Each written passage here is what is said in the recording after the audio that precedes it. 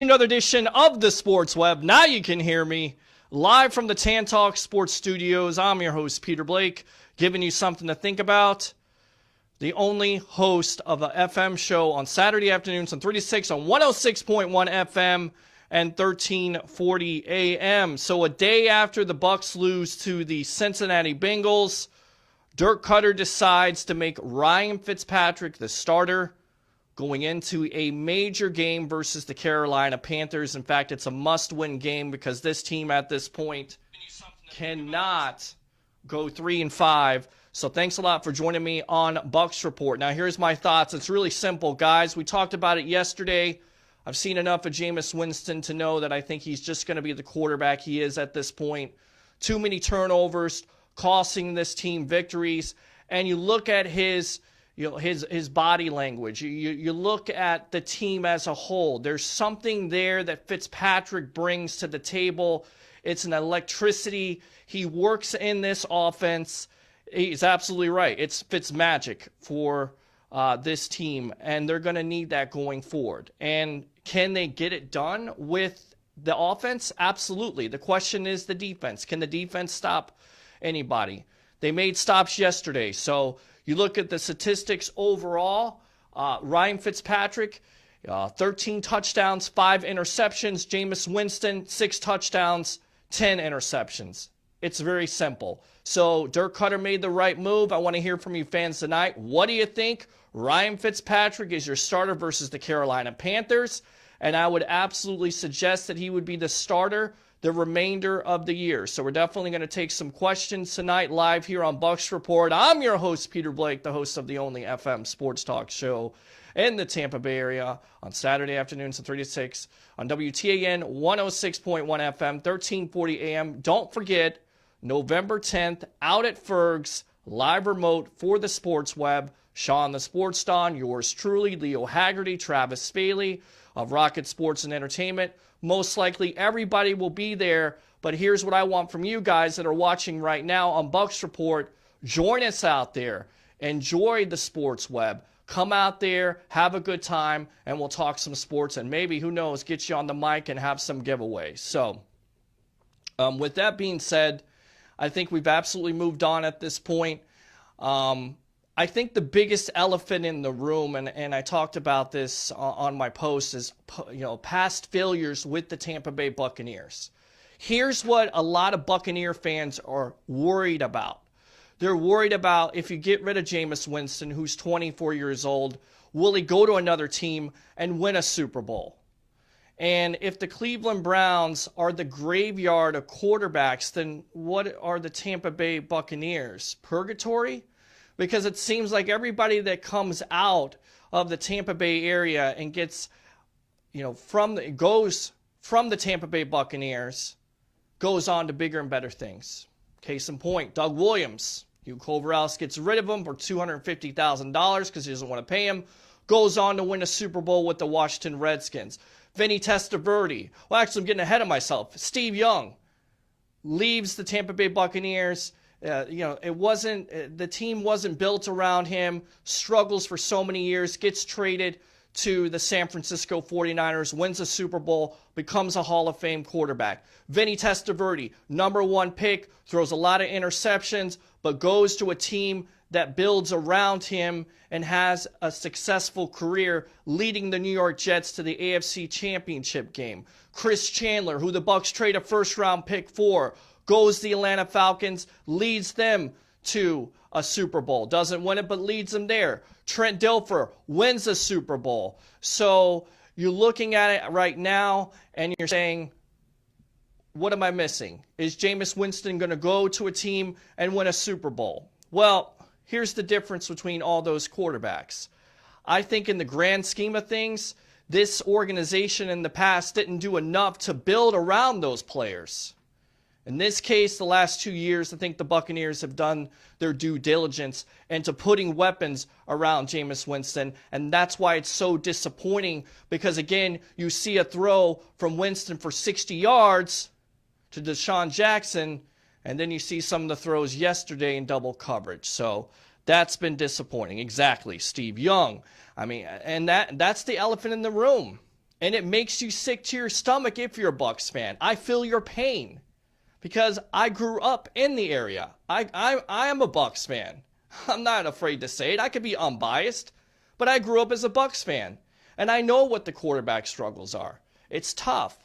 But you know what? It may happen tomorrow. They may trade him. In fact, here's my trade scenario if you're wondering. You trade Jameis Winston to the New York Giants. See if you can get Janoris Jenkins. The Giants need a quarterback. What are they going to give up? Maybe that's a scenario. But there's no way I think the Buccaneers pay this guy $20 million in the offseason. I just don't see it. So I want to know what you guys think about the move.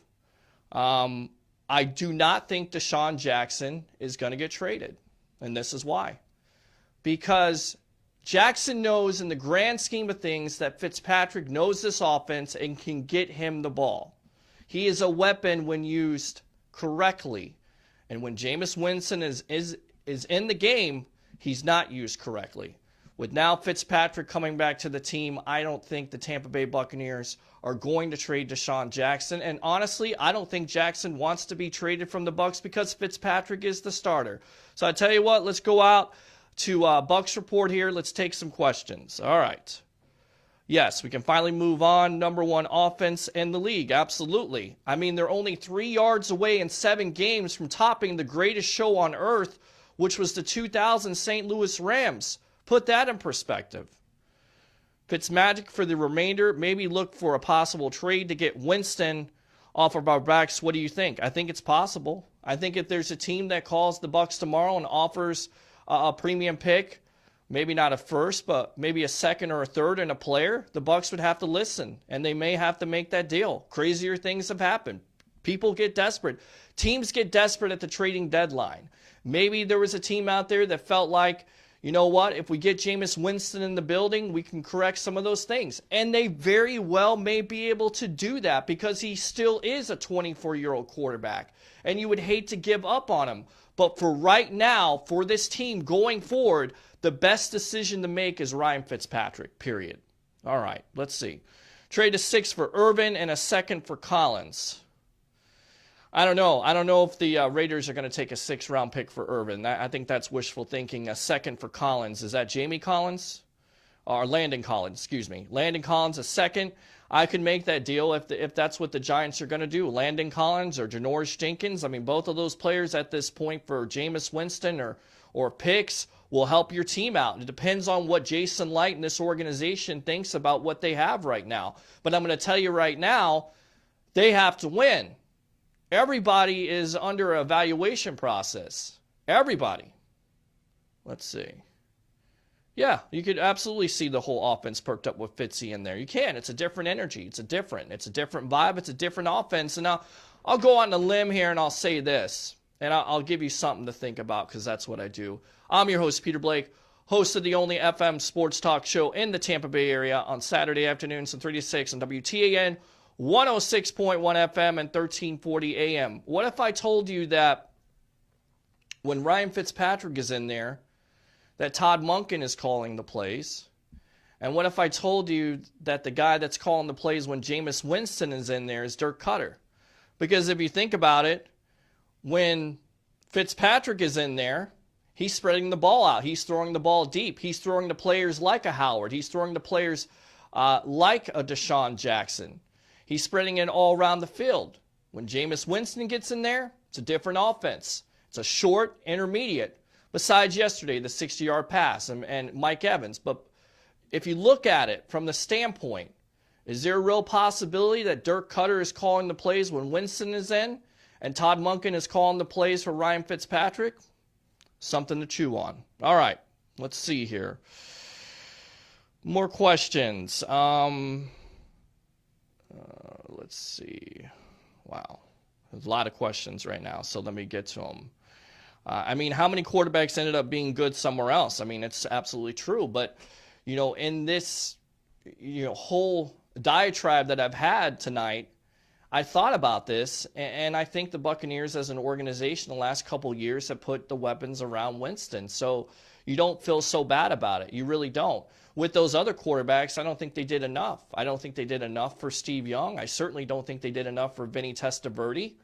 Doug Williams had success. He should have never been let go for $250,000. Chris Chandler didn't have enough. I mean, the Buccaneers were a god-awful organization. Trent Dilfer, I mean, he's a DLG quarterback. Could you have stuck with him? I guess you could have, but he worked in that Ravens system. But it's very disappointing, and it's almost sickening to a certain degree if you're a Bucs fan to think about another quarterback going somewhere and winning a Super Bowl or being successful, right? Absolutely. So, let's see. Fitzmagic to start the rest of the season. I agree with you. Steve Young, yes. We're absolutely happy to announce a new partnership with Ferg Sports Bar and Grill, which is in St. Pete. Absolutely. It's what Tampa does. It makes other teams better since 1976. It seems like it, doesn't it? It seems like any quarterback that comes here is not doing very well, and then when they leave, they do well. So it really stinks. Seriously, everyone in the Tampa Bay area get down the lids in St. Pete. Absolutely.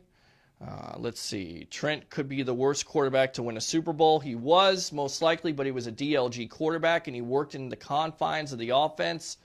You know, again, what is a DLG quarterback? Don't lose the game quarterback. Don't turn over the ball. Depend on your running game and your defense, and that's exactly what he did with the 2000 Ravens, which will go down as one of the greatest defenses in NFL history. So, okay.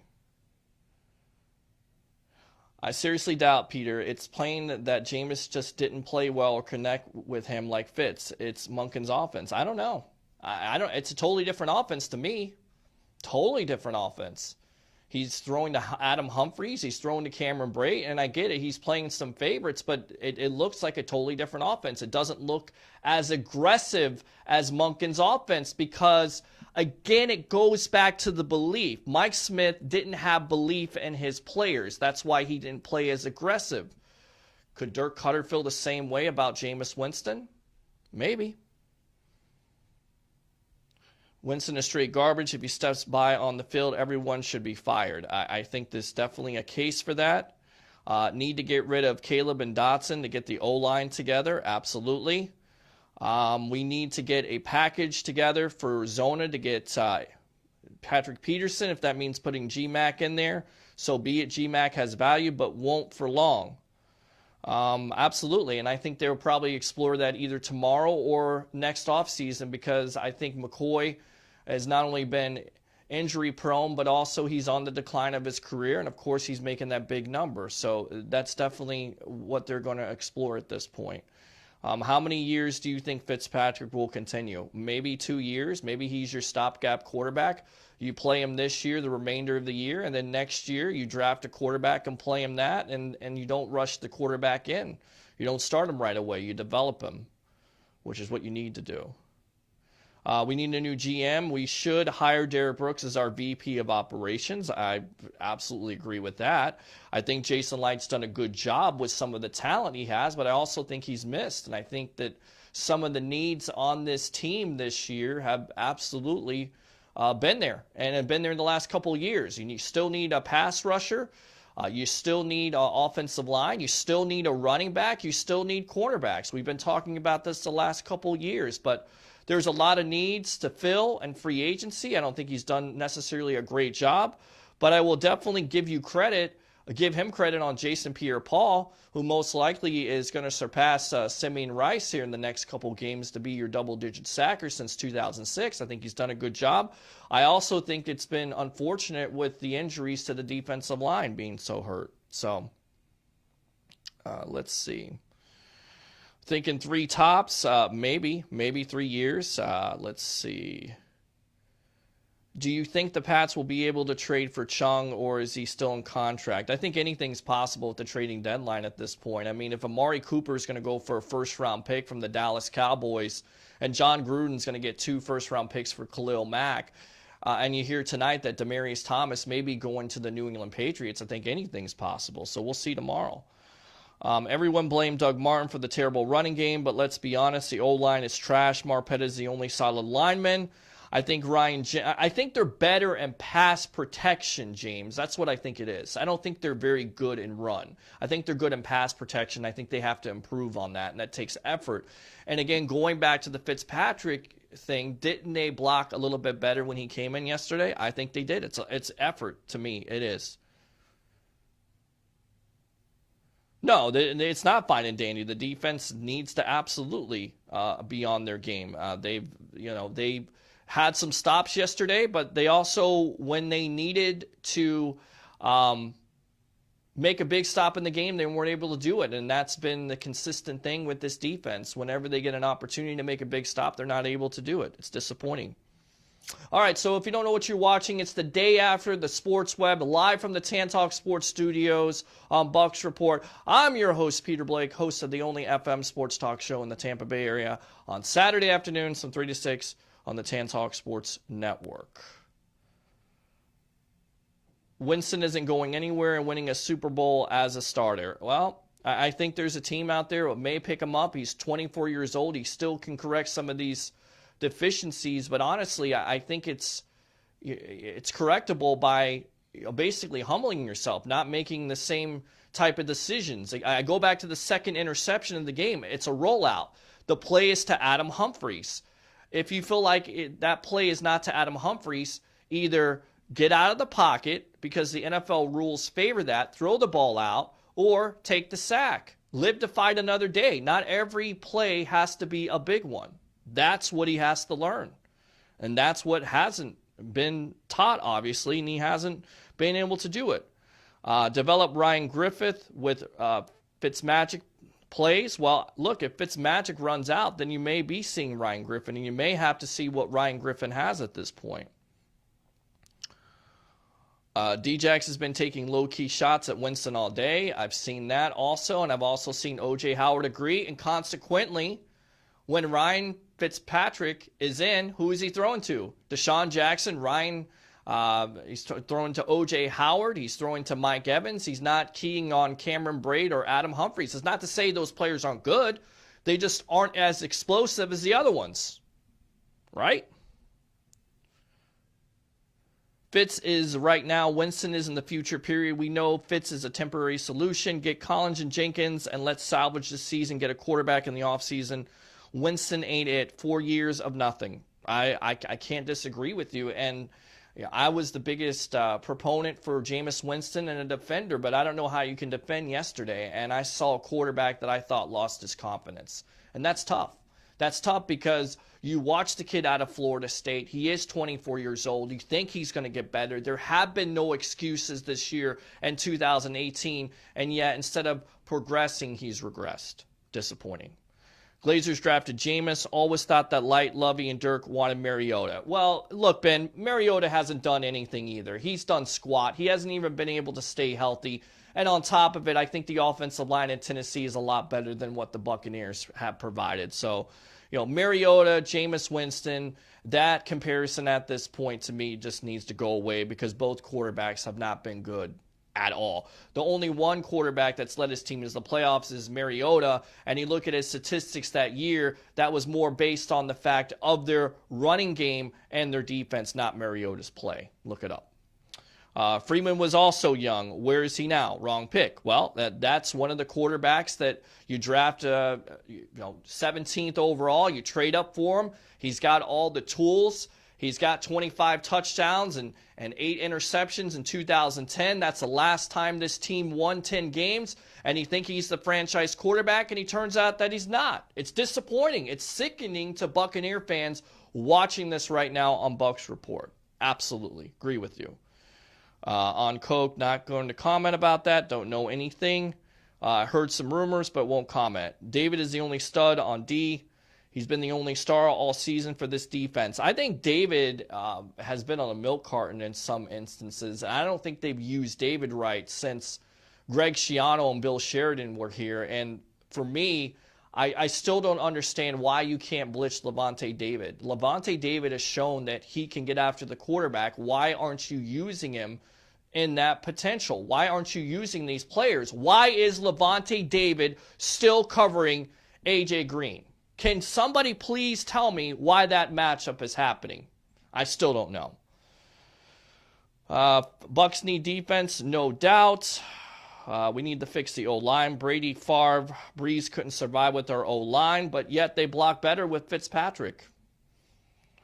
Like it or lump it right now, it's Fitzmagic's team. Absolutely. I agree with that. Keith Urban, why is everyone overlooking Ryan Griffin? Years invested in him. Let's see what he can do. Well, because, Urban, you don't want to see what Griffin can do because either two things are going to happen. Number one, the Bucs are going to be out of this and they're going to be evaluating Griffin. Or number two, Fitzmagic gets hurt. So let me knock on wood. Hopefully that doesn't happen at this point. That's why nobody's talking about Griffin. Winston leads the league in turnovers and missed 4 total games. Agree. Keep Jameis as a backup. That's certainly a possibility until the offseason, but I don't see him lasting that long after the offseason because you have to pay him $21 million.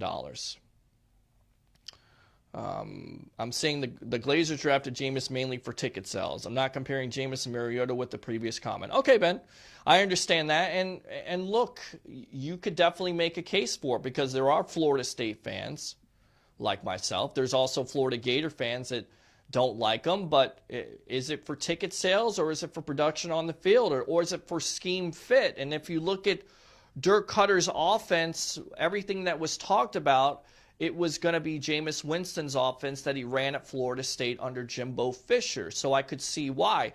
And I'm going to tell you right now, as soon as Dirk Cutter got announced as being the offensive coordinator, there was no comparison. I knew it was going to be Jameis Winston was going to be the quarterback for the Tampa Bay Buccaneers because of that offense. That's right, the day after with Peter H. Blake. Absolutely. Trying to calm you guys down a little bit. It's been a crazy Monday. It's disappointing, so I'm trying to be your relief, if you will, here live from the Tan Talk Sports Studios. I'm your host, Peter Blake, host of the only FM sports talk show in the Tampa Bay area on Saturday afternoons from 3 to 6 on WTAN 106.1 FM and 1340 AM. All right, let's see. The season is far from over. We can make a run. Panthers will really test us, but I think we'll go above 500 easy. I think it's certainly possible, Johnny, with two things. The offense and the cohesiveness with Ryan Fitzpatrick being your starter. Offensive line has to play better. They have to be balanced on offense with their running game, and I think it was encouraging to see that yesterday. I think they got away from it because of the turnover situation. And then on top of it, your defense has to continue to play. And you may get Gerald McCoy back here either this week or next week.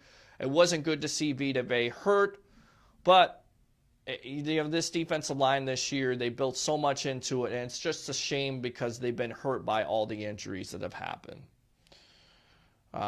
Let's see. Winston is done, but we need to clear it all, including coaches. I think it's certainly a possibility if you don't see playoffs or you don't see improvement. Absolutely, Craig.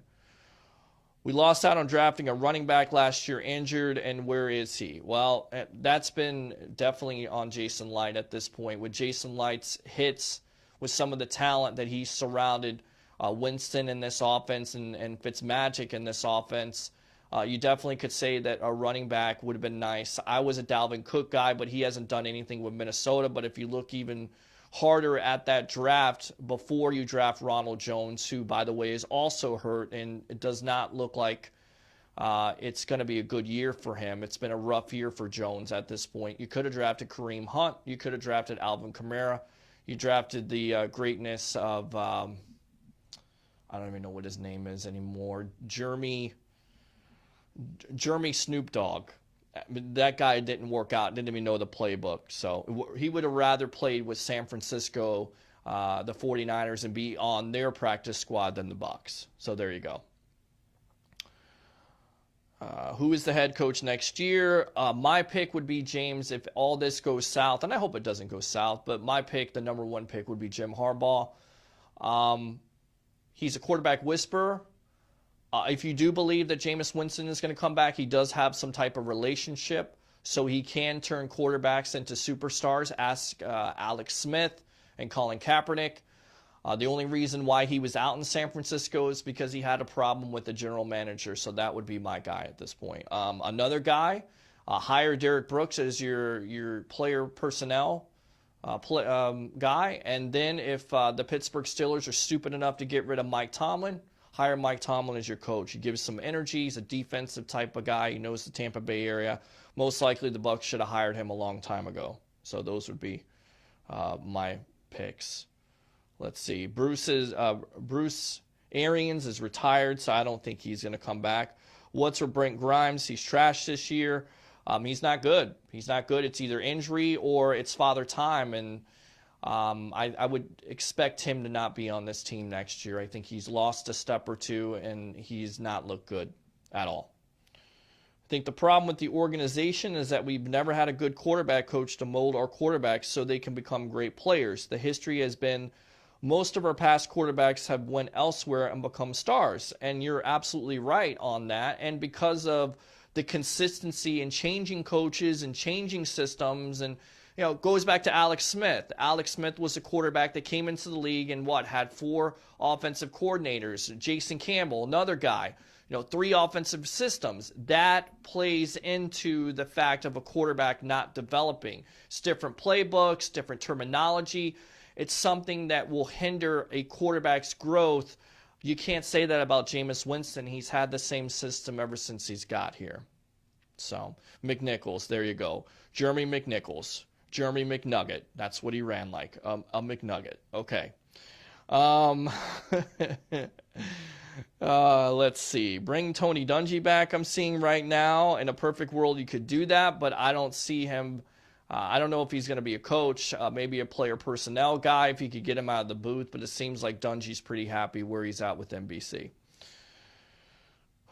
Just hoping we do something before the deadline tomorrow. Brent, I'm hoping the same thing. I think they have to do something. They have to do something to improve this team, and I think desperation at this point. The only problem with that is if you make a move, are the Glazers going to sign off of it simply because you don't know if Jason Light or Dirk Cutter or any of these guys that are making this decision, especially Jason Light, are going to be here.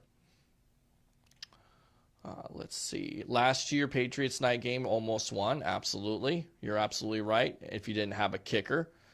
What's our cap salary look like next year? If it's not much, we should draft a quarterback due to our salary cap space. I don't think that's really going to play a part in it. You're going to have salary cap space. Joe McCoy next year has a big-time salary. You could see him go. Deshaun Jackson has about $10 million next year, so you could see him go. Brent Grimes is a player that you could see go. So most likely they're going to be under the salary cap again, but it's not going to have any bearing if they draft a quarterback or not. If they get rid of Jameis Winston, which it looks like they may do, you're going to have to draft a quarterback. Fitzmagic is a stopgap quarterback. For 1 or 2 years, he's not your future by any means.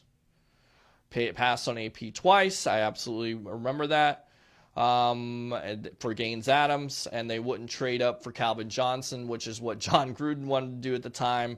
They went with Monty Kiffin's guy, which was Gaines Adams. Rest in peace, but he was not a good player. Believe the defense is going to hold us back from making a run, even with Fitz in there now. Other than JPP, nobody is really getting any pressure on the quarterback despite the change of coordinators. You're absolutely right, Ben. 2 hits yesterday by the defense. Are you serious? You've got to hit the quarterback. If you don't hit the quarterback and you let him sit back there for more than 3 to 5 seconds, he's going to have a field day. He might as well have a picnic. He's going to pick you apart. Andy Dalton, the Red Rifle, picked you apart yesterday because you got no pressure on him. All right.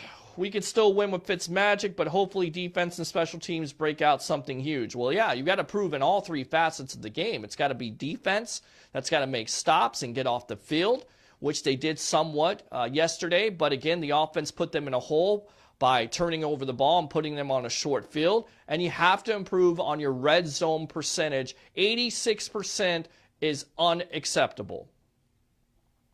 Snoop Dogg McPlaybook. There you go. Tomlin, Venables, Harbaugh, all my 3.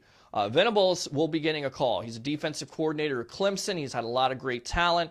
He's been one of the integral parts of Clemson's turnaround in college football. You can better believe that. Let's see. Dungy and Harbaugh would be interesting. He ran like a McNugget, absolutely. Dungy will not do it. Brooks, I'm not in favor of. Holmgren, possibly Tomlin. Tomlin, I could see. Holmgren's done. Arians is retired. Who cares who the quarterback is as long as we get some wins? Buck for life. I agree. If you get some wins, but that's what hasn't happened with Jameis Winston at the helm. It's happened with Fitzmagic, so we'll see what happens this week. Next year's draft class for quarterbacks is crap. There are two that come to mind at this point. One I thought of, which was Herbert from Oregon, which I don't know if he's going to come out or not. He may be a product of the offense. The other is Florida Gator former quarterback Will Grier of West Virginia. Those are your guys.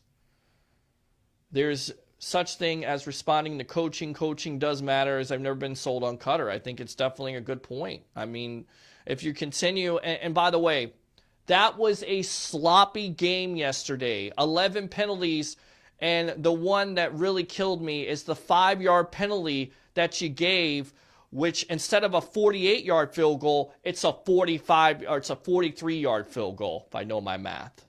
Yeah, Andy friggin' Dalton, exactly. Seriously, everyone, and absolutely get down the lids. Vita Bay have an ACL tear, yes or no? No.